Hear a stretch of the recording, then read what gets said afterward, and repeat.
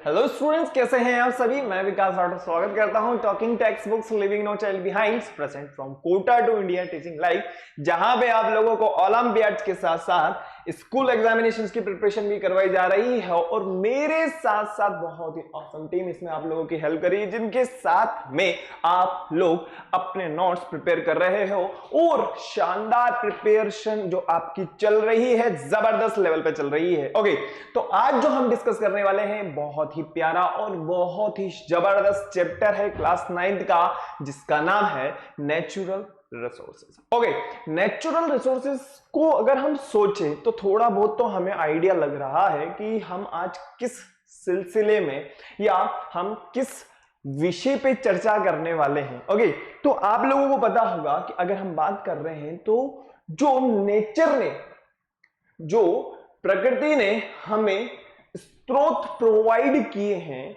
हमें जो एक तरीके से अगर हम बात कहें, जैसे कोयल की हम बात करें, कोयला जिसे हम कहें, या हम ऑयल भंडार की बात करें, या हम बात करें जैसा कि फॉरेस्ट वगैरह हैं, तो ये हमें कहीं ना कहीं किसी ना किसी फॉर्म में एक तरीके से नेचर कहीं ना कहीं बिलोंग कर रही है ना। और ये जो कोयला हमें आज नजर आ रहा है, हम देख रहे हैं इतनी इंडस्ट्रीज वगैरह बन रही हैं और वहां से जो है ये लाइट वगैरह का जो है एक तरीके से हम कहें लाइट जनरेट हो रही है, और थर्मल पावर स्टेशंस वगैरह की अपन बात करें, और भी बहुत सारे जो एक तरीके से हम कह सकते हैं। इसके अलावा हम ऑयल की बात करें तो ऑयल ऐसा तो है नहीं कि भाई बहुत सारे हमारे पास में जो है प्रचुर मात्रा में अबेंडेंट फॉर्म में है तो हमें सालों साल तक चलते रहेंगे, ऐसा कोई जरूरी नहीं है ना। तो हम एक तरीके से बात करें जो नेचर ने हमें प्रोवाइड करे हैं उनके बारे में हम बात करेंगे, और एक उनके बारे में भी बात करेंगे जो हमारे पास में अनलिमिटेड है। ठीक है, हम कितना ही उनको यूज करें, कितना ही हम उनको किसी भी फॉर्म में यूज करें, तो वो हमारे पास में निरंतर चलते रहेंगे, सालों साल तक चलते रहेंगे। आज हम उस सिलसिले में बात करने वाले हैं, लेकिन उससे पहले आप लोगों को क्या करना है, फटाफट से वीडियो को लाइक करना है, शेयर करना है और चैनल को सब्सक्राइब करना है। और सब्सक्राइब करने के बाद में आप लोगों को क्या करना होगा, आप लोगों को फटाफट से बेल आइकन प्रेस कर देना होगा ताकि आपको नेक्स्ट वीडियो की टाइमली नोटिफिकेशन इजीली अवेलेबल हो जाए। और अगर अभी तक किसी भी तरह की कोई प्रॉब्लम है, किसी भी तरह की कोई समस्या है, कोई भी किसी भी तरह की, अभी तक हमने जितने चैप्टर्स डिस्कस किए हैं, इसके अलावा हम लोगों ने ओलंपियाड्स लेवल के क्वेश्चंस को भी डिस्कस किया है, अगर उसमें भी कोई प्रॉब्लम है बेटा तो आप मुझे कमेंट कर सकते हो, यहां पे अपन उसको डिस्कस करेंगे। और आज जो हमारा चैप्टर है बहुत ही प्यारा, जिसका नाम है नेचुरल रिसोर्सेज। और भी जबरदस्त तैयारी करने के लिए आप लोगों को क्या करना होगा, जो हमारी टेक्निकल टीम है उस टीम को हम लोग क्या करते हैं, जो स्टडी मटेरियल होता है आप इजीली उसको विदाउट एनी कॉस्ट आप उसको एक्सेस कर सकते हो। और उसको एक्सेस करने के लिए आप लोगों को क्या करना होगा, आप लोगों को गूगल प्ले से टेलीग्राम को डाउनलोड कर लेना होगा। ओके, अब डाउनलोड करने के बाद में जो 9th क्लास के स्टूडेंट्स हैं उनके लिए जो पाथ बना हुआ है यहाँ पे वो है t.me/ttb009। अब जैसे आप इस पाथ को फॉलो करेंगे आप हमारे टेलीग्राम चैनल को ज्वाइन कर चुके होंगे ऑब्वियसली। ओके, और उसके बाद में जो भी स्टडी मटेरियल है या हमारे सैंपल पेपर्स हैं, इसके अलावा डीपीपी है, इसके अलावा मैं बात करूं नोट्स वगैरह की, आप इजीली यहां पे विदाउट एनी कॉस्ट फ्री में आराम से आप उसको एक्सेस कर सकते हो और अपनी प्रिपरेशन को बड़ा बढ़िया बढ़िया बहुत ही बढ़िया तरीके से बढ़ा सकते हो। ठीक है, और जबरदस्त तैयारी करने के लिए आप लोगों को क्या करना है बेटा, आप लोगों को सिंपल सा काम करना है, वो ये कि आप लोगों को टॉकिंग टेक्स्ट बुक की वेबसाइट को विजिट करना है, जो कि है www.talkingtextbooks.in। अब आपको तो आपकी रिलेवेंट क्लास के अकॉर्डिंग दिखना है। ओके, आपको तो आपकी रिलेवेंट क्लास के अकॉर्डिंग दिखना है। हम 9th क्लास में है ना, और 9th क्लास में जो आप लोगों को मिल रहा है comprehensive study material, live recorded classes, homework, quizzes, periodic test papers. और इससे पहले आप लोगों को पता होगा कि हम लोगों ने जो डिस्कस किया था वो था हमारे पास में ओलंपियाड्स लेवल के क्वेश्चन। अब जैसे आप बाय नाउ पे क्लिक करेंगे, बाय नाउ पे क्लिक करने के बाद में आप डायरेक्टली कहां आ जाएंगे, प्राइस डिटेल पे। प्राइस डील पे आने के बाद में यहाँ पे आप लोगों को मिलने वाला है 30% डिस्काउंट। अब इस डिस्काउंट का लाभ उठाने के लिए आप लोगों को एक सिंपल सा काम करना है, वो ये कि आप लोगों को मेरा कोड यूज करना होगा जो कि है VR लाइव। क्या है? VR live. जैसे आप इस कोड को यूज करते हैं आप लोगों को 30% डिस्काउंट इजीली अवेलेबल हो जाएगा। और जो यहां पे आपको प्राइस नजर आ रही है 9000, इसमें से 30% कहने का मतलब 2700 डिडक्ट होने के बाद में जो पेबल अमाउंट रहेगा वो रहेगा ओनली 6300। ओके, अब आप जैसे ही बाय पैकेज पे क्लिक करेंगे, बाय पैकेज पे क्लिक करने के बाद में आप पेमेंट मोड पे आ जाएंगे, जहां पे आप ये जो 6300 है आप अपनी सुविधा अनुसार पेमेंट कर सकते हो, चाहे क्रेडिट कार्ड हो, चाहे डेबिट कार्ड हो, चाहे नेट बैंकिंग हो। फिर भी अगर किसी तरीके की कोई प्रॉब्लम है तो यहाँ पे आप लोगों के पास में बहुत ही प्यारे नंबर हैं 9549041111। हो सकता है कि आपको कोई क्वेरी हो या आपको कोई प्रॉब्लम हो, या हो सकता है कि आपके दिमाग में कोई क्वेश्चन हो, तो उस क्वेश्चन का समाधान, उस आपकी क्वेरी का जो भी समाधान होगा वो इन नंबरों पे आपको इजीली अवेलेबल हो जाएगा। आई होप बिल्कुल क्लियर हो गया होगा। ओके, और सबसे इंपॉर्टेंट बात वो ये कि आप लोगों के लिए होमवर्क में एक्सरसाइज नंबर 1, एक्सरसाइज नंबर 2 और एक्सरसाइज नंबर 3 है। और मैं आप लोगों को बहुत सी बार बता चुका हूं कि एक्सरसाइज नंबर 1 और एक्सरसाइज नंबर 2 को आप इजीली सॉल्व कर सकते हो, लेकिन जो हमारी एक्सरसाइज नंबर 3 है वहां पे expected questions plus previous year में आए हुए क्वेश्चंस सभी आप लोगों को इजीली अवेलेबल होंगे। तो आप लोगों को फटाफट उनको सॉल्व भी करना है, ताकि आपकी प्रिपरेशन कहां है, आप कहां पे स्टैंड कर रहे हो, आप कितना समझ पाए हो, आप कितना क्लियर हो पाए हो, उस चीज का वहां पे पता लग जाएगा।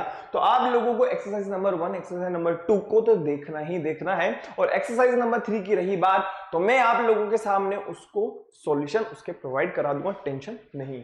ओके, आगे बढ़ते हैं। जैसा कि हम लोग बायोलॉजी पढ़ रहे हैं और बायोलॉजी में जो आज हमारा चैप्टर है वो है नेचुरल रिसोर्सेज। ओके, अब हमारा सबसे इंपॉर्टेंट पार्ट वो है हमारा cardinal promise. I promise to listen to the complete lecture and make proper notes of it so that I can become a smart student. I promise to listen to the complete lecture and make proper notes of it so that I can become a smart student। फटाफट से इसको करिए, फिर उसके बाद में आगे बढ़ते हैं अपन लोग। हो गया? I promise to listen to the complete lecture and make proper notes of it so that I can become a smart student। हो गया ना? चले आगे। आज जो हम देखने वाले हैं वो है हमारे पास में बहुत ही जबरदस्त natural resources and types of natural resources. अब अगर हम बात करें नेचुरल रिसोर्सेज के बारे में तो यहां पे आपको एक गाय बनी हुई नजर आ रही होगी, उसके बारे में अगर हम बात करें तो ये क्या है? Animal resources. ओके, नेक्स्ट हम बात करें, यहां पे आपको एक इंडस्ट्री टाइप से नजर आ रहा होगा। यहां ये है हमारे पास में क्रूड ऑयल, जहां से हम ऑयल वगैरह का प्रोडक्शन वगैरह करेंगे। इसके अलावा फॉरेस्ट की हम बात करें या हम बात करें जो हमारे पास में बहुत ही ज्यादा कीमती धातुएं हैं, सोना है, चांदी है, इन सब की अपन बात कर सकते हैं। ओके, वाटर रिसोर्सेज, वाटर भी तो एक तरीके पे हमारे पास में क्या है, नेचर ने तो प्रोवाइड किया है। कोई बना रहा है क्या पानी को? ऐसा तो कभी नहीं हुआ, नेचर ही प्रोवाइड कर रही है हम लोगों को। और आज के टाइम की अगर अपन बात करें तो सबसे बड़ा जो संकट है वो क्या है? जल संकट ही मंडराया है, ठीक है ना। इसके अलावा हम बात करें लैंड रिसोर्सेज के बारे में, देखो पॉपुलेशन बढ़ती चली जा रही है ना, पॉपुलेशन तो बढ़ती चली जा रही है। उसके लिए ऐसा थोड़ी ना है कि पॉपुलेशन बढ़ रही है तो लैंड भी बढ़ रही है उसी अनुपात में, उसी रेशो में, ऐसा तो नहीं हो रहा ना। हाँ, ये जरूर हुआ है कि हम लोग जो है अपार्टमेंट्स वगैरह में या लैंड्स को जो है हम मल्टीपल पर्पज से यूज कर रहे हैं आज के टाइम पे। लेकिन अगर एग्रीकल्चर लैंड एक तरीके से खत्म हो जाएंगे तो हम खाएंगे क्या? जो हर्बीवोर्स हैं, जो वेजिटेरियंस हैं, उनके लिए तो एकमात्र साधन है वो क्या? वो है उनके लिए प्लांट्स प्रोडक्ट। ओके। अगर मान लीजिए ये सारे के सारे जो प्रोडक्ट्स हैं, या हम एक तरीके से लेंस वगैरह की बात करें, अगर धीरे धीरे कम होती चली गई, इंडस्ट्री बढ़ती चली गई, तो क्या होगा? एनवायरमेंट तो नुकसान, एनवायरमेंट को तो नुकसान हो ही रहा है, एटमॉस्फेयर कहीं ना कहीं उससे अफेक्टेड तो है ही सही, लेकिन इसी के साथ साथ अगर हम बात कहें जो एनवायरमेंट में जो प्यूरिफिकेशन हो रहा है और CO2 और ऑक्सीजन का जो बैलेंस बना हुआ है, वहां पे भी जो प्लांट्स हैं वो कहीं ना कहीं अपना अहम रोल प्ले कर रहे हैं। ओके, नेक्स्ट के बाद में हम बात करें, जैसे कि आज के टाइम पे हम बात करें सोलर एनर्जी वगैरह को, हमने जो है आप लोगों को पता होगा, हम लोगों ने जो है पैनल्स वगैरह इस टाइप से उनको इस तरीके से हमने डिस्कवरी कर लिया है कि अगर हम चाहें तो सनलाइट को एब्जॉर्ब करके, अगर मान लीजिए लाइट्स वगैरह चली जाएं तो उसकी एब्सेंस में हम इजीली उसका यूज कर सकते हैं। नेक्स्ट हम बात करें नेचुरल गैसेस, जो भी गैसेस वगैरह हैं वो भी हमें नेचर ने ही प्रोवाइड करी है। आज इनके सबके बारे में अपन डिस्कस करेंगे। आगे बढ़ते हैं फटाफट से। नेक्स्ट, सबसे पहले जो मैं आप लोगों को बात करना चाहता हूं, या हम लोगों ने जो बात करी है वो है, आप लोगों ने 6th क्लास 7th क्लास से पहले जो हमारी प्राइमरी जूनियर क्लासेस होंगी उनमें आप लोगों ने पढ़ा होगा अबाउट एटमॉस्फेयर, हमारे एनवायरमेंट के बारे में। हमारे एनवायरमेंट के बारे में अगर हम कहें तो हमारे चारों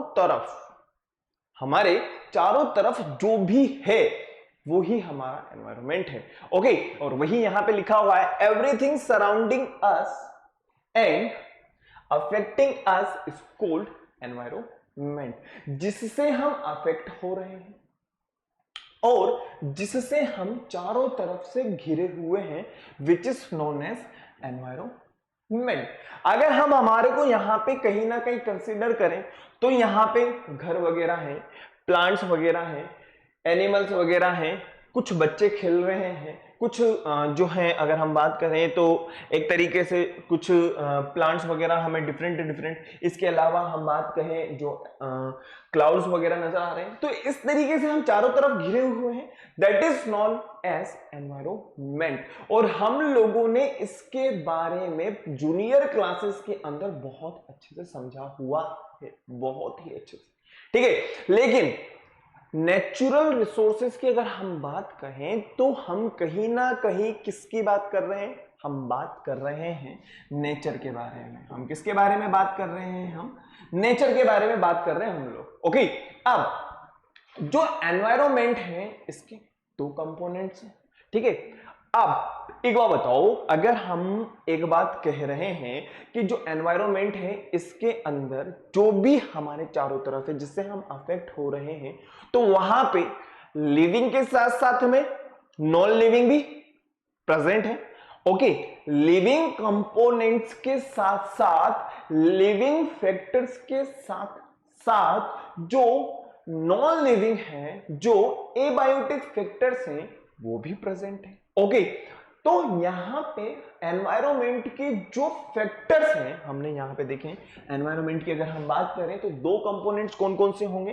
फर्स्ट हम बात करें बायोटिक कंपोनेंट्स के बारे में, और सेकंड हम बात करें एबायोटिक कंपोनेंट्स के बारे में। ओके, बायोटिक कंपोनेंट्स की हम बात कर रहे हैं, दैट मींस हम बायोलॉजी की बात कर रहे हैं। कहने का मतलब जिसमें प्राण है, जिसमें प्राण बसते हैं, जिसमें कोई ना कोई बायोलॉजिकल प्रोसेस हो रहा है, दैट मींस हम कह सकते हैं biotic components. Living things, animal living के अंदर काउंट किया जाता है। प्लांट्स, बचपन से लेकर के 55 तक आपको यही समझाया जाएगा कि बेटा प्लांट्स को लिविंग थिंग्स के अंदर काउंट किया जाता है।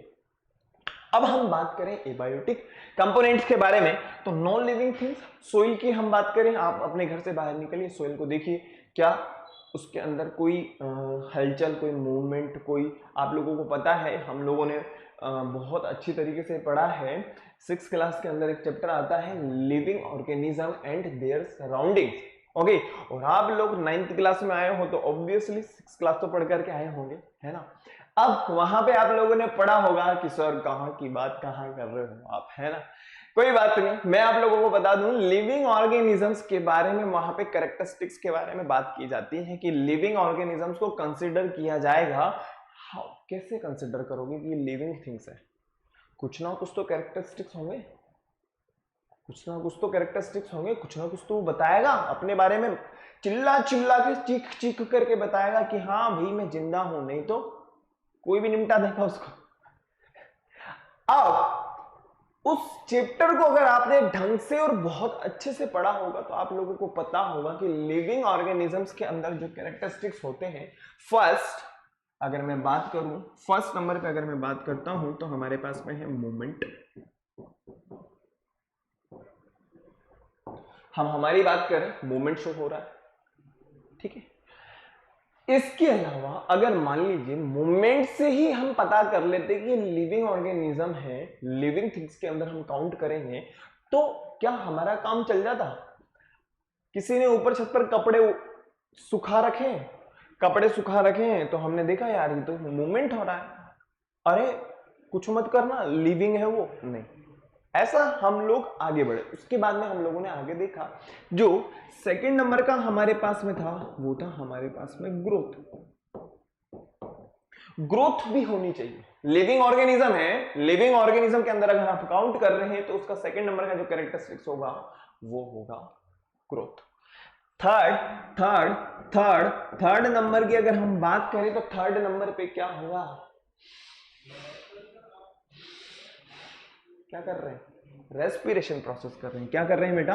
रेस्पिरेशन प्रोसेस कर रहे हैं। क्या कर रहे हैं? रेस्पिरेशन प्रोसेस कर रहे हैं। और रेस्पिरेशन के बाद में अगर फोर्थ नंबर की हम बात करें तो एक्सक्रीशन, डाइजेशन, ये सारे के सारे प्रोसेस जो हैं लिविंग ऑर्गेनिजम्स के अंदर कहीं ना कहीं इन्वॉल्व होते हैं, तब जाकर के हम उनको living organism, living component, living factors के अंदर काउंट करते हैं। आई होप बिल्कुल अच्छे से, इत्मीनान से, शांति से आप लोगों को क्लियर हो गया होगा कि बायोटिक कंपोनेंट्स क्या हैं और एबायोटिक कंपोनेंट्स क्या हैं।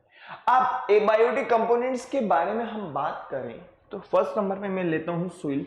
क्या इनमें से कोई भी फैक्टर नहीं आएगा ना? एयर की हम बात करें, कोई एयर में मूवमेंट तो है, ओके, ग्रोथ सर जोर से भी तो चलती है, ग्रोथ ही तो हो रही है, उसको ग्रोथ नहीं कहा जाएगा। ऐसा थोड़ी ना है, कहीं पे तो आंधी तूफान चल रहे हैं वहां तो जोर से ग्रोथ हो रही है ना, और कहीं पे बिल्कुल अपनी जो है, जो भी उसका स्लो मोशन है, जो भी उसका मोशन है, जो भी होगा अपन को नहीं पता, उस मोशन के साथ में वो मूवमेंट कर रही है, तो ऐसा उसको ग्रोथ के अंदर काउंट नहीं किया जाएगा। एक टाइम के रेस्पेक्ट में जो ग्रोथ होगी उसको ग्रोथ के अंदर काउंट किया जाएगा। तो एयर हो गया। वाटर की हम बात करें सर, बारिश के टाइम पे हमारे जो है, जो हमारी गलियां वगैरह होती हैं तो वहां पे जो है पानी की ग्रोथ हो जाती है, पानी का जो लेवल है उसकी ग्रोथ हो जाती है। अरे बेटा ग्रोथ हो जाती है लेकिन रेस्पिरेशन हो रहा है क्या? तो हमने उसको किसके अंदर काउंट किया है? हमने उसको नॉन लिविंग फैक्टर या नॉन लिविंग कंपोनेंट्स के अंदर हमने उसको काउंट किया है। नेक्स्ट हम बात करें सनशाइन वगैरह, ठीक है, जो सनलाइट वगैरह आ रही है, इसके अलावा और भी बहुत सारी चीजें हैं, जैसे टेम्परेचर वगैरह की हम बात कर सकते हैं। आई होप एनवायरमेंट के बारे में और एनवायरमेंट के जो घटक हैं, जो कंपोनेंट्स हैं, जो फैक्टर्स हैं, बायोटिक एंड एबायोटिक फैक्टर्स, उनके बारे में आपको बहुत अच्छे से और बहुत ही शांति के साथ में क्लियर हो गया होगा। आगे बढ़ते हैं। नेक्स्ट जो हम देखना चाहते हैं वो है हमारे पास में इकोलॉजिकल सिस्टम। बहुत सी बार आप लोगों ने इसके बारे में समझा होगा, सुना होगा, सब पढ़ा भी होगा। तो इकोलॉजिकल सिस्टम है क्या? इकोलॉजिकल क्या हमारे एनवायरनमेंट से रिलेटेड है क्या? बिल्कुल हमारे एनवायरनमेंट से ही रिलेटेड है। अगर हम इकोलॉजी के बारे में बात करें या हम बात करें इकोलॉजिकल सिस्टम के बारे में, तो एन इकोसिस्टम और इकोलॉजिकल सिस्टम, ध्यान रखिएगा, इकोसिस्टम एंड इकोलॉजिकल सिस्टम के बारे में बात कर रहा है। किसके बारे में बात कर रहा है? इकोसिस्टम एंड इकोलॉजिकल सिस्टम के बारे में बात कर रहा है। अब अगर हम बात करें, can be defined as the group of living and non living things. लेकिन सर हमने तो अभी देखा है कि लिविंग थिंग्स और नॉन लिविंग थिंग्स जहां पे आते हैं, लिविंग थिंग्स और नॉन लिविंग थिंग्स जहां पे आते हैं वो तो हमारा एनवायरमेंट है। तो बेटा एक बार बताओ मुझे, पूरा का पूरा जो हम एक ग्रुप की बात करेंगे that is known as ecological system. Simple सी बात है, तो वही तो कहा है यहाँ पे, एन इकोसिस्टम और ecological system can be defined as a group. Group की बात हो रही है, एक पर्टिकुलर एरिया की बात नहीं हो रही है। A group of living and non living things dependent on one another and found in a particular type of environment. जैसा कि हम लोगों ने अभी जस्ट एनवायरमेंट के बारे में बात करी, अब हम बात कर रहे हैं इकोलॉजिकल सिस्टम के बारे में। तो जितना भी एनवायरमेंट है, जहां जहां का भी एनवायरमेंट है, उसके बारे में बात करेंगे हम इकोलॉजिकल सिस्टम के बारे में। अब हम थोड़ा सा ऊपर आते हैं, कहने का मतलब बायोस्फीयर के बारे में हम बात करें तो biosphere all the ecosystem of the world, पूरी दुनिया का जो इकोसिस्टम है, पूरी दुनिया का जो इकोलॉजिकल सिस्टम है, उसके बारे में कहें या उसको क्या कहा जाएगा, उसे को कहा जाएगा बायोस्फीयर। क्या कहा जाएगा? बायोस्फीयर। अब एक छोटा सा बहुत ही नादान सा क्वेश्चन मैं आप लोगों से करना चाहता हूं, ये कि आप लोगों से एक छोटा सा क्वेश्चन ये करूं मैं कि इकोलॉजी के बारे में हमने डिस्कस किया, हमने एनवायरनमेंट के बारे में डिस्कस किया, मुझे ये बता दो कि जो बायोस्फीयर हमने डिस्कस किया है, ये जो हमने बायोस्फीयर डिस्कस किया है, क्या ये लिविंग थिंग्स और नॉन लिविंग थिंग्स के साथ में बना है क्या? बस हाँ या ना, बस इतना सा कमेंट कर दो, यस एंड नो। जो बायोस्फीयर सिस्टम है पूरे वर्ल्ड का, ये कहीं ना कहीं लिविंग और नॉन लिविंग कंपोनेंट से मिलकर के बना हुआ है क्या? बस इतना सा मुझे क्लियर कर दो और कुछ नहीं चाहिए मुझे, बस यस एंड नो। बिल्कुल सही पकड़े हैं, यस। अरे भाई हम लोगों ने सबसे पहले एनवायरनमेंट पढ़ा, फिर उसके बाद में हम लोगों ने ग्रुप के बारे में पढ़ा। ग्रुप भी तो क्या है? एनवायरनमेंट ही तो है एक तरीके से, है ना। अब हमने ग्रुप के बाद में पूरे वर्ल्ड की बात करी, तो वर्ल्ड भी तो क्या है? पूरा का पूरा एनवायरनमेंट है। तो वहां पे क्या हम बात करेंगे? Living things and non living things के बारे में हम बात करेंगे। अब हम बात करना चाहते हैं जो बायोटिक फैक्टर्स हैं और जो एबायोटिक फैक्टर्स हैं एनवायरनमेंट के, इकोलॉजिकल सिस्टम के और बायोस्फीयर के। अब बिल्कुल क्लियर हो गया होगा, चाहे हम बात करें एनवायरनमेंट के बारे में, चाहे हम बात करें इकोलॉजिकल सिस्टम के बारे में, चाहे हम बात करें किसके बारे में, चाहे हम बात करें बायोस्फीयर के बारे में, तो कहीं ना कहीं ये जो पूरा सिस्टम है किससे मिलकर के बना हुआ है? Living and non living things के साथ में, या इनके साथ में ही मिलकर के बना हुआ है। अब इसको और भी थोड़ा सा और क्लासिफाई करते हैं, ठीक है। अभी तक हम लोगों ने 6th क्लास स्टार्ट किया, जो हम 9th क्लास तक आ चुके हैं। अब 9th क्लास में जो एबायोटिक फैक्टर्स हैं और बायोटिक फैक्टर्स हैं उनके बारे में डिस्कस करते हैं। ओके, देखिए अगर हम एबायोटिक फैक्टर्स के बारे में बात करें, दैट मीन्स हम बात कर रहे हैं नॉन लिविंग थिंग्स के बारे में हम बात कर रहे हैं। किसके बारे में बात कर रहे हैं बेटा? हम बात कर रहे हैं नॉन लिविंग थिंग्स के बारे में बात कर रहे हैं। तो भाइयों और बहनों, हम लोगों ने देखा है कि इनऑर्गेनिक सब्सटेंसेस की अगर हम बात करें, इनऑर्गेनिक सब्सटेंसेस की हम बात करें तो हमारे पास में है soil, water and air. Soil हो जाएगा, वाटर हो जाएगा और एयर हो जाएगा। नेक्स्ट हम बात करें organic substances of abiotic factors, तो क्या होंगे? प्रोटीन है, कार्बोहाइड्रेट है, लिपिड्स। और अगर हम बात करें फिजिकल फैक्टर्स के बारे में जिनको हम छू सकते हैं, नाप सकते हैं, जांच सकते हैं, बता सकते हैं, तो वो क्या होगा? एटमॉस्फेयर, टेम्परेचर सॉरी, टेम्परेचर हो जाएगा। इसके अलावा हम बात करें लाइट है और रेनफॉल हो जाएगा। नेक्स्ट हम बात करें इसके अलावा बायोटिक फैक्टर्स के बारे में, थोड़ा सा फास्ट अपन चलते हैं। प्रोड्यूसर्स, जो प्रोड्यूस करने का काम करेंगे, ऑल ग्रीन प्लांट्स क्या करते हैं, लाइट एनर्जी को ट्रैप करेंगे। जहां पे मैं आप लोगों से एक छोटा सा क्वेश्चन करना चाहता हूं, ये कि प्लांट्स जो हैं लाइट को एब्जॉर्ब कर रहे हैं। ओके, मान लिया मैंने, आपने कहा मुझे तो ये बता दो कि लाइट को, सनलाइट को एब्जॉर्ब करने में कौन हेल्प कर रहा है, बस इतना सा बताओ फटाफट से। सनलाइट को एब्जॉर्ब करने में कौन हेल्प कर रहा है, बताओ फटाफट। 1 2 3 4 5 6 7 8 9 10। इंतजार करूंगा मैं आपके कमेंट का। ओके, चलिए प्रोड्यूसर्स की अपन बात करें, जितने भी ग्रीन प्लांट्स हैं वो किसके अंदर काउंट करेंगे, हम प्रोड्यूसर्स के अंदर काउंट करेंगे।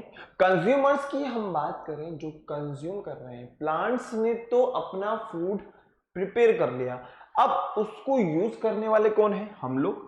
हर्बीवोर्स हैं, कार्निवोर्स हैं, ओमनीवोर्स हैं, स्कैवेंजर्स हैं, इसके अलावा बहुत सारे ऑर्गेनिजम्स हैं। ओके, नेक्स्ट हम बात करें डीकंपोजर्स, जो सड़े गले जो फूड मटेरियल की हम बात करें या एनिमल्स की हम बात करें, तो उनको फिर से नेचर के लिए यूजफुल बना देते हैं, वापस से सोइल के अंदर मिल जाते हैं, और सोइल जो होती है वो क्या करती है, उनको वापस से रिसाइकल करके वापस से अपने काम में ले लेती है। Okay, that is known as decomposer. फटाफट से एज इट इज इसको उतार लीजिए, फिर उसके बाद में आगे बढ़ेंगे। क्लियर?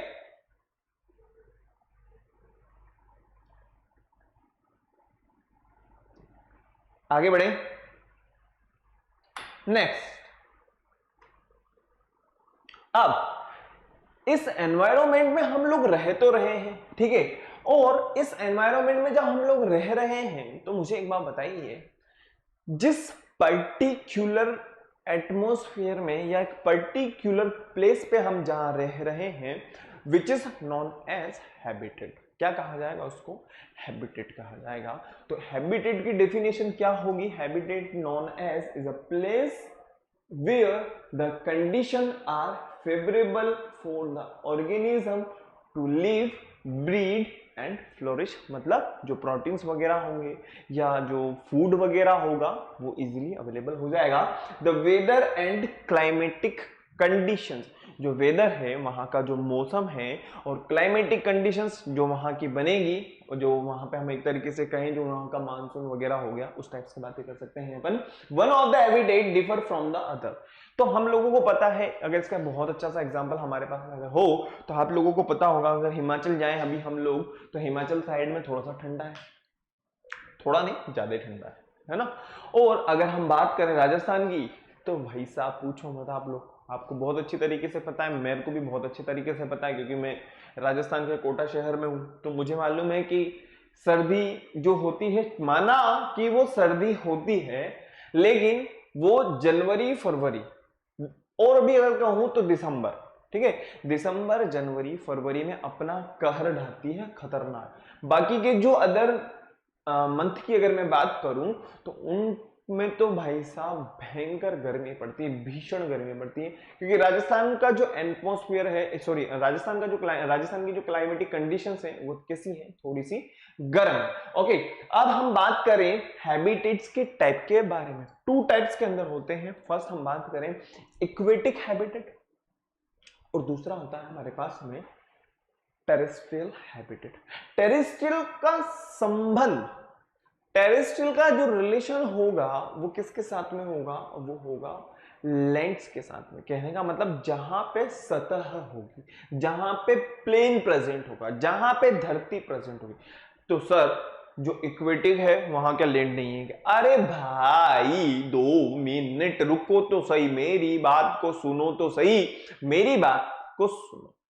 इक्वेटिक का सिंपल सा मतलब मेरे कहने का ये है, जहां पे वोटर कहीं ना कहीं अपना रोल प्ले करेगा। ओके, तो वोटर की अगर हम बात करें, मेराइन वगैरह है, फ्रेश वाटर की अपन बात करें, तो आप लोगों को एग्जांपल अगर हो बहुत ही अच्छे वेल वगैरह है, फिश वगैरह की हम बात कर सकते हैं। इसके अलावा डिफरेंट टाइप्स ऑफ सी वगैरह हैं, है ना, रिवर वगैरह हैं, पॉन्ड्स वगैरह हैं। तो एक बार बताओ, यहां पे कहीं ना कहीं वाटर प्रेजेंट है या नहीं? अगर यहां पे वाटर प्रेजेंट है तो हमने इसको किसके अंदर डिवाइड कर दिया है? एक्वेटिक हैबिटेट के अंदर। क्लियर? अब हम बात करें टेरेस्ट्रियल हैबिटेट के बारे में, तो बात को समझिएगा। ग्रासलैंड,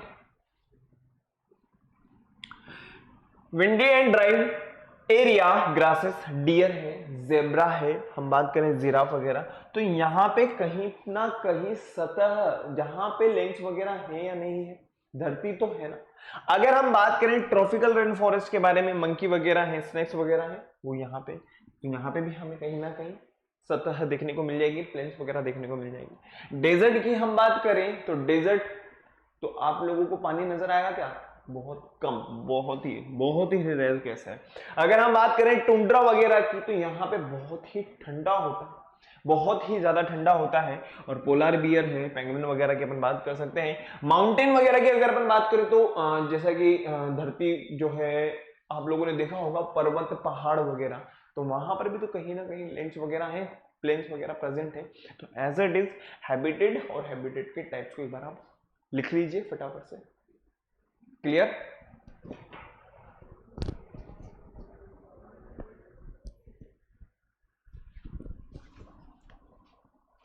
हो गया?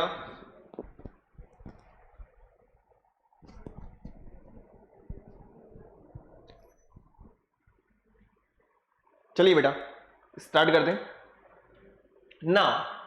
जो आज हमारा टॉपिक है वो है नेचुरल रिसोर्सेज। अगर हम बात करें नेचर के बारे में, तो नेचर से जो चीज हमें मिल रही है, जो चीज हमें नेचर प्रोवाइड कर रही है, विच इज नेचर या नेचुरल रिसोर्सेज। तो डेफिनेशन की अगर हम बात करें, natural resources are the resources that exist without any action of human kind. वहां पे जो ये वाली जो चीज है ना, इसका कोई रोल नहीं है किसी भी टाइप का। जो भी रोल है वो किसका है? ओनली हमारी नेचर का। ओके, दैट हम कह सकते हैं natural resources are resources that exist without any action of human kind. Next हम बात करें मटेरियल और substance occurring in nature which can be exploited for in economic gain। जो नेचुरल रिसोर्सेज हैं आज के टाइम पे अगर हम बात करें तो उनका कहीं ना कहीं इकोनॉमिकल पर्पस के हिसाब से भी कहीं ना कहीं यूज हो रहा है। एज इट इज इसको उतार लीजिए। अगर आप एग्जांपल उतारना चाहें तो एनिमल रिसोर्सेज हैं, क्रीड है। इसके अलावा हम फॉरेस्ट की बात करें, जो हमारे पास में प्रीसियस मटेरियल्स वगैरह हैं, उसके बारे में हम बात कर सकते हैं। वाटर रिसोर्सेज के बारे में हम बात कर सकते हैं। लैंड्स रिसोर्सेज हैं, या हम बात करें जो सोलर पैनल की हम बात कर सकते हैं, सोलर एनर्जी की अपन बात कर सकते हैं, विंड्स की बात कर सकते हैं, और नेचुरल गैसेस वगैरह की अपन बात कर सकते हैं। एज इट इज इसको उतार लीजिए बेटा फटाफट से, फिर उसके बाद में आगे बढ़ेंगे हम लोग। ओके, तो यहाँ पे हम लोगों ने देखा जो नेचुरल रिसोर्सेज है ना, जो नेचुरल रिसोर्सेज हैं वो कंप्लीटली हमें, जो हमारी नेचर है, हमारी जो प्रकृति है, वो हमें प्रोवाइड कर रही है। और उन नेचुरल रिसोर्सेज का जो यूज है, वो ये जो चीज है ये कहीं ना कहीं यूज कर रहे हैं, और ये यूज कर रहे हैं किसके लिए? इकोनॉमी के लिए। ठीक है, इकोनॉमिकल गेन करने के लिए। ठीक है, क्लियर है? हो गया? चले आगे, लिख लिया होगा आप लोगों ने फटाफट से। चलिए आगे बढ़ते हैं। नेक्स्ट अब हम बात करें टाइप्स ऑफ नेचुरल रिसोर्सेज कि किस किस कैटेगरी के अंदर हम लोगों ने, या हम एक तरीके से कहें जो नेचर हमें जो रिसोर्सेज प्रोवाइड कर रही है वो किस किस फॉर्म में प्रोवाइड कर रही है, उसके बारे में अपन बात करते हैं। Types of resources: natural, human and human made. Okay, natural की अगर अपन बात करें तो यहां पे सिंपल सी बात है वो ये कि यहां पे जो भी प्रोवाइड होगा वो किसके द्वारा होगा, नेचर के द्वारा प्रोवाइड होगा। किसके द्वारा प्रोवाइड होगा, नेचर के द्वारा प्रोवाइड होगा। ओके, ह्यूमंस की हम बात करें, ह्यूमंस ने क्रिएट किया है, ह्यूमन मेड, सिंपल सी बात है, ह्यूमन मेड से बेस्ड ऑन ओरिजिन की अगर हम बात करते हैं तो बायोटिक एंड एबायोटिक। जस्ट हम लोग इसके बारे में पढ़ करके आए हैं, आप लोगों को बहुत अच्छी तरीके से पता होगा। बेस्ड ऑन यूटिलिटी की अगर अपन बात करें, जिसको हम यूज कर रहे हैं और यूज करने के बाद में आप लोगों को पता होगा, सबसे अच्छा एग्जांपल अगर मैं बात करूं तो आप लोगों को पता होगा हम जो रिमोट्स वगैरह के जो सेल वगैरह होते हैं, अगर वो डिस्चार्ज हो जाते हैं तो वापस उनको चार्ज पर लगा सकते हैं। तो उनको हमने क्या किया, रिन्यूएबल कर लिया, ठीक है ना। तो कहने का मतलब जिनको हम वापस से यूज कर सकते हैं वो किस कैटेगरी के अंदर आएंगे, based on utility. Next, based on level of development potential actual. Based on distribution की अगर अपन बात करें तो लोकलाइज्ड हो जाएंगे। और नेक्स्ट हमारे पास में बेस्ड ऑन ऑनरशिप की अगर अपन बात करें तो बेटा इंडिविजुअल है, नेशनल है, कम्युनिटी है एंड इंटरनेशनल है। हो सकता है कि कुछ नेचुरल रिसोर्सेज हमारे पास में प्रेजेंट ना हो, आप लोगों को पता होगा, आप लोगों ने कई बार सुना भी होगा कि ये जो माइंस है इस जगह पे ज्यादा प्रेजेंट है और ये वाली जो माइंस है तो ये यहाँ पे प्रेजेंट है, तो वहां पे वो चीज ज्यादा सस्ती है, लेकिन उनके लिए तो वो बेनिफिशियल है ना, कहीं ना कहीं वो इकोनॉमी को लेकर के बहुत स्ट्रॉन्ग है हमसे। अब हमें अगर उसकी रिक्वायरमेंट होगी, अगर हमें उसकी जरूरत होगी तो हमें उसको मंगवाना पड़ेगा। अगर हमें उसको मंगवाना होगा, सिंपल सी बात, हमें उसका कुछ ना कुछ पे करना होगा। एज इट इज इस फ्लो चार्ट को बना लीजिए, फिर उसके बाद में आगे बढ़ते हैं। ओके,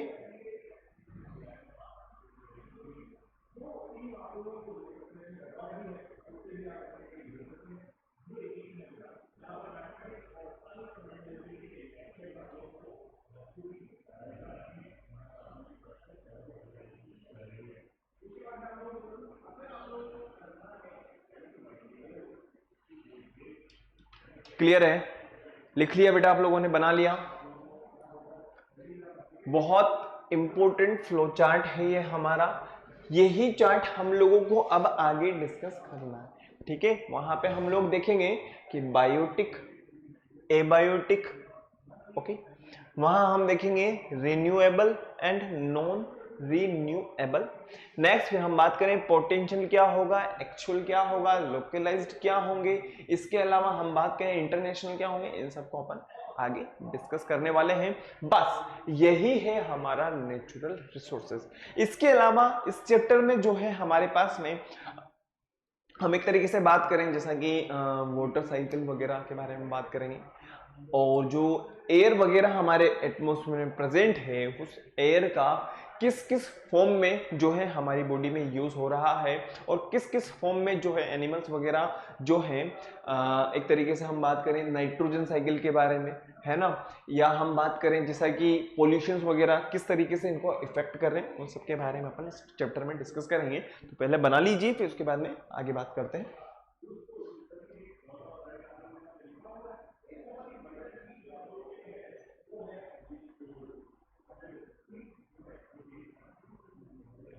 क्लियर है,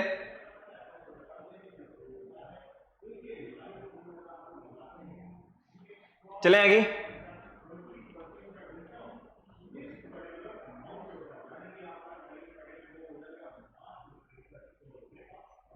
चलिए आगे बढ़ते हैं। नेक्स्ट, नेचुरल रिसोर्सेज की हम बात करें, resource supplied by nature are known as natural resources. आप लोगों को पता होगा ये हमारी अर्थ है, पूरी की पूरी दुनिया इस अर्थ पे ही टिकी हुई है। चाहे हम कोल की बात करें, चाहे हम फर्नीचर की बात करें, चाहे हम प्रीशियस मटेरियल की बात करें, जैसा कि आप लोगों को पता होगा जो है बहुत सारे इस तरीके से मटेरियल हैं जो बहुत ही ज़्यादा महंगे होते हैं। कोहिनूर के बारे में आप लोगों ने सुना होगा, बहुत ही महंगा है। नेक्स्ट हम बात करें जो हमारे पास में गोल्ड वगैरह है, तो ऐसा थोड़ी ना कि सोना कहीं बन रहा है, नहीं, ये भी तो हमें कहीं ना कहीं नेचर ही मिल रही है। आप लोगों को पता होगा कि जो है सोने की भी खानें होती हैं, माइंस वगैरह होती हैं। ओके, अब अगर हम बात करें जो गैसेस वगैरह को बैलेंस करने का काम हो रहा है, वहां पे भी जो नेचर है हमारी बहुत इंपॉर्टेंट रोल प्ले कर रही है। तो resource supplied by nature are called natural resources, the sun, air, water, soil, trees and forest, wild life. Wild life, अरे भाई एक बार बताओ, हमें थोड़ी ना पता है कि जंगलों में क्या क्या मिल रहा है। वो तो जंगलों के अंदर जंगली जानवर हैं, जंगली जीव जंतु हैं, जिसकी वजह से हमें डर लगता है। ओके, लेकिन अगर हम कहें, अगर मान लीजिए हम एक तरीके से वहां पे एक्सपेरिमेंट करें तो पता नहीं जाने क्या क्या वहां पे प्रेजेंट होगा। ओके, पेट्रोलियम है, कोल, जो कोयला वगैरह हम जानते हैं। पेट्रोलियम की हम बात करें, ये भी बहुत अब लिमिटेड हो चुका है, ऐसा नहीं है कि अनलिमिटेड वाली फॉर्म में आ चुका है हमारे पास में। इसी वजह से आप लोगों को पता होगा, अगर मैं एक बहुत ही अच्छा एग्जांपल दूं तो आज के टाइम पे जो है लाइट से चलने वाली व्हीकल्स वगैरह आप लोगों को पता होगा, गाड़ियां वगैरह बहुत चल रही हैं आज के टाइम पे, है ना। और चार्ज वाली जो इलेक्ट्रॉनिक बाइक वगैरह होती है ना, हम लोगों को पता होगा, वो बहुत ज्यादा यूज हो रही है। क्योंकि जिस हिसाब से पेट्रोल की अगर अपन बात करें तो महंगा होता जा रहा है। महंगा क्यों होता जा रहा है? क्योंकि इतना है नहीं, इतना नेचर के पास में नहीं है, तो जिसको जरूरत है वही यूज कर रहा है, सिंपल सिंपल। आगे हम देखें, नेचुरल गैसेस हैं एंड मिनरल्स हैं, आर ऑल नेचुरल रिसोर्सेज। और ये सभी के सभी किसके अंदर काउंट करेंगे हम? नेचुरल रिसोर्सेज के अंदर। Natural resources are classified as renewable and non renewable resources. फटाफट से एज इट इज इसको उतार लीजिए बेटा, फटाफट से लिख लीजिए। क्लियर है? अब फटाफट से उतारिए पहले तो, उसके बाद में आगे बढ़ेंगे अपन।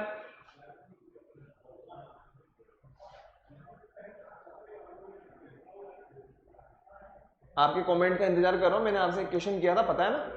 हाँ, चलिए, तो नेक्स्ट क्लास के अंदर हम लोग जो डिस्कस करने वाले हैं वो है हमारे पास में natural resources, next types of natural resources, और नेचुरल रिसोर्सेज कौन कौन से बेसिस पे हम बात करेंगे।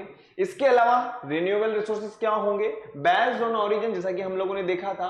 एबायोटिक रिसोर्सेज क्या होंगे और बायोटिक रिसोर्सेज क्या होंगे, इनके बारे में अपन डिस्कस करेंगे। ओके, तो आप लोगों को क्या करना है, फटाफट से वीडियो को लाइक करना है, शेयर करना है और चैनल को सब्सक्राइब करना है।